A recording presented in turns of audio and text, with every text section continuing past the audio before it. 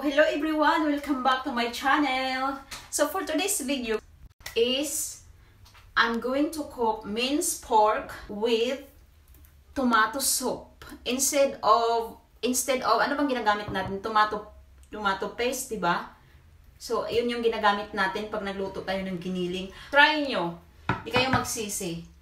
Instead of tomato paste, gagamitan natin siya ng tomato soup. And then, syempre, garlic and onions. And then, yung patatas and carrots.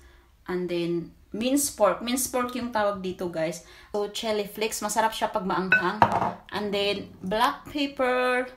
And then, chili powder. So, gusto ko talaga ng maanghang, guys. And then, syempre, basil. And then, parsley.